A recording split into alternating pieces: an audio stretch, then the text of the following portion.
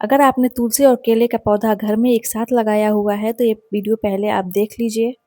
ये दोनों पौधे जिस घर में साथ-साथ होते हैं उस घर में छप्पर फाड़ के धन की वर्षा होती है।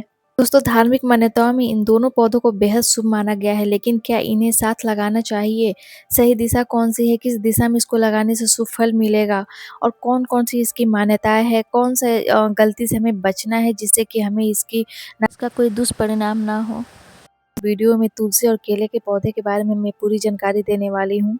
दोस्तों आपका स्वागत है परिटेस गार्डन में। अगर आप नए हैं तो प्लीज़ चैनल को जरूर सब्सक्राइब करिएगा और इस वीडियो को लाइक शेयर कमेंट करना ना भूलिएगा।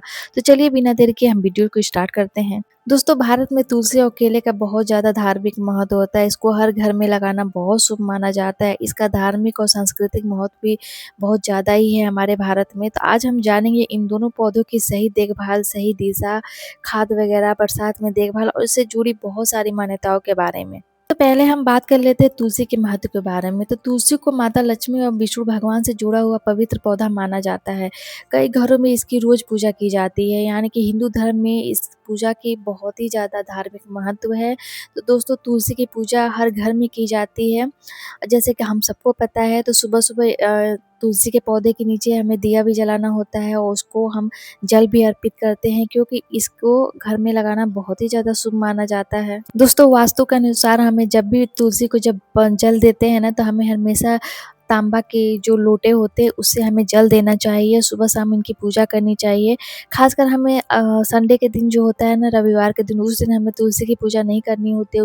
और रात में तो बिल्कुल तुलसी जी के पत्ते को तोड़ना नहीं होता है।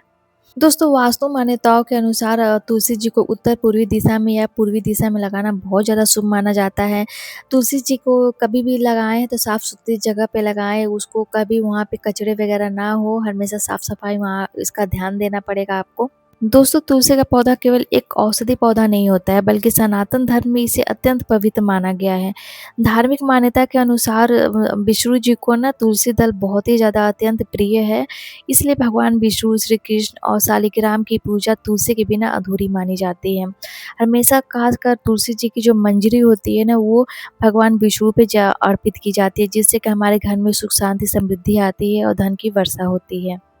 ऐसी मान्यता है कि जिस घर में तुलसी का पौधा हेल्दी रहता है, स्वस्थ रहता है और उसकी नियमित श्रद्धानुसार पूजा की जाती है, वहाँ पे सकारात्मक वातावरण बना रहता है। यही कारण है कि आज भी भारत के लाखों घरों में सुबह-शाम तुलसी माता के नीचे दीप दीप जलाए जाते हैं और सुबह में जल अर्पित किया जाता है। दोस्तों कार्तिक माह में तुलसी पूजा का विशेष महत्व होता है। इसी महीने में तुलसी विवाह आयोजित किया जाता है और कहा जाता है कि इस विवाह के बाद से ना फिर जो शादी विवाह का समय होता है ना, वो प्रारंभ हो जाता है। मतलब हर जगह फिर ये तुलसी विवाह के बाद सब जगह शादियाँ होने लगती है, मुहूर्त बनने लगते हैं शादी विवाह के। दोस्तों धार्मिक परंपराओं के अनुसार गुरुवार और एकादशी के दिन तुलसी की पूजा विशेष फलदायी मानी जाती है। हालांकि ये अलग-अलग क्षेत्रों में पूजा की परंपराएं थोड़ी अलग हो सकती हैं। दोस्तों तुलसी की पत्तियों का उपयोग पूजा, प्रसाद और चरणामृत बनाने के लिए इस्तेमाल किया जाता है। मान्यता है कि भगवान विष्णु को तुलसी दल अर्पित करने से पूजा पूर्ण मानी जाती है। तो आप हमेशा देखते होंगे कि जब भी कोई पूजा पाठ होता है, कोई यज्ञ होता है, तो उसमें तुलसी का विशेष महत्व होता है। बिना तुलसी का पूजा अधूरी मानी जाती है। तो ये हमारे तुलसी जो पौधा है ना, हमारे घर के लिए बहुत ज़्यादा शुभ माना जाता है दोस्तों। दोस्तों यही कारण है कि तुलसी को केवल एक पौधा नहीं बल्कि श्रद्धा, भक्ति, पवित्र और पॉजिटिव एनर्जी का प्रतीक माना जाता है। इसीलिए यदि आपके घर में तुलसी का पौधा है तो उसकी नियमित देखभाल करें और श्रद्धा के साथ उनकी पूजा करें। इससे पौधा स्वस्थ भी रहेगा और घर को सुंदर भी बढ़ेगा और घर में सुख समृद्धि और धन की वर्षा भी होती रहेगी दोस्तों। दोस्तों अब हम बात करते हैं केले का। केले का भी धार्मिक महत्व बहुत ही ज़्यादा होता है। दोस्तों केले का पौधा केवल फल देने वाला पौधा नहीं होता है, बल्कि हिंदू धर्म में इसे अत्यंत शुभ और पूजनीय माना जाता है। धार्मिक मान्यताओं के अनुसार केले का जो पौधा होता है ना, भगवान विष्णु को और देवगुरु को मतलब बृहस्पतिवार से जुड़ा हुआ माना जाता है। दोस्तों अक्सर आप लोगों ने देखा होगा घर में गुरुवार के दिन केले के जो पौधे होते हैं ना, उनकी पूजा की जाती है और उस दिन बहुत सारे घर की औरतें पीले वस्त्र धारण करके और केले के नीचे बैठ के दीप जला के वहाँ पे पूजा-वूजा करती हैं, कथा-वथा कहती हैं। तो हमारे घर के लिए बहुत पवित्र माना जाने वाला पौधा केला भी है।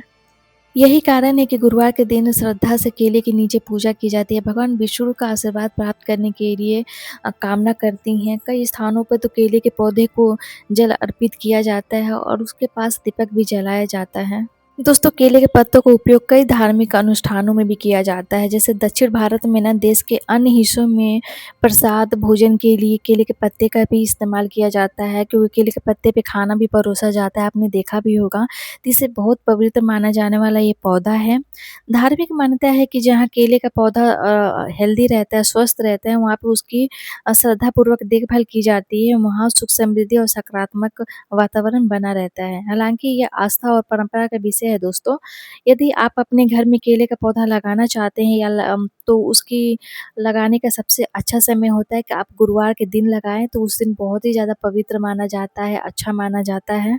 दोस्तों, अगर आपके पास केले का पौधा नहीं है और उसको लगाना चाहते हैं, तो आप गुरुवार के दिन ही उसको लगाएँ, उस दिन बहुत शुभ माना जाता है। और ध्यान दीजिए कि लगाते समय आप पूर्वी दिशा में इसको लगा सकते हैं और जहाँ पे पूरा प्रॉपर धूप मिले, ऐसी जगह आप लगाइए। छायादार जगह पे केले का पौधा मत लगाइएगा, वरना वो पौधा बढ़ेगा ही नहीं, खराब हो जाएगा। जैसे कि हम सब जानते हैं कि घर में सूखे पेड़-पौधे नहीं रखना चाहिए, उसका नेगेटिव हम पे असर पड़ने लगता है, तो इस बात का आपको ध्यान देना है।